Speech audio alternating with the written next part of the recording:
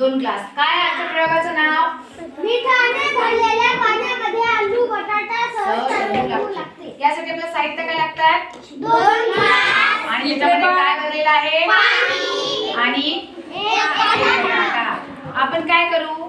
हा जो बटाटा आहे ना, हा पहिले बघू साध्या पाण्यामध्ये. या पाण्यामध्ये काय आहे का? नाही. काय टाकू? हे बटाटा टाकला. पाणी कमी जा करू आपण. हा काय झालं पहा रे? आलू डुबला.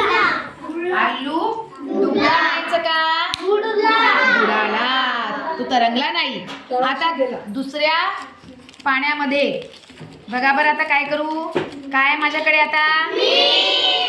मीठ.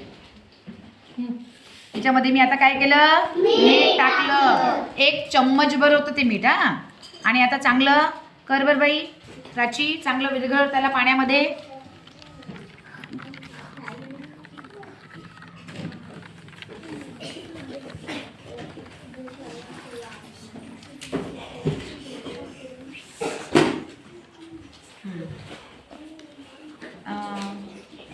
आता बघ बरं, आलू आता जाईल का? हा टाक बरं.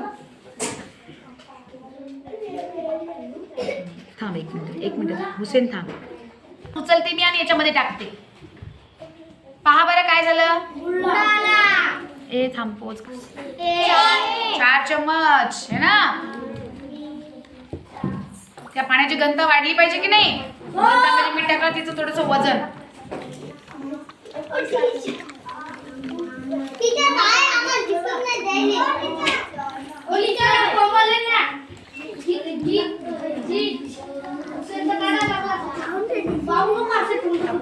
आता टाकून बघू बरं आपण. बघा तरंगत आहे का? पहा तरंगत आहे. पहिल्या याच्यामध्ये पाण्यामध्ये त्यात गेला. हा बघा तरंगत आहे. सांगा बरं असं का झालं असेल बरं? इकडे ये, तू इथे ये.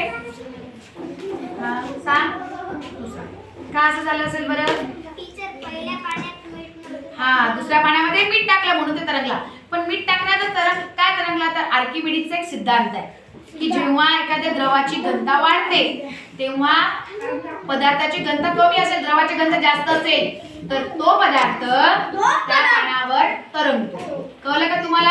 आता याच्या ऐवजी बटाट्याच्या ऐवजी एखादं दुसरं जर आपण टाकून पाहिलं तर मग लिंबू. काय होईल? लिंबू पण तरंगेल का त्या पाण्यामध्ये? काय होईल तुम्हाला? तरंगेल है ना.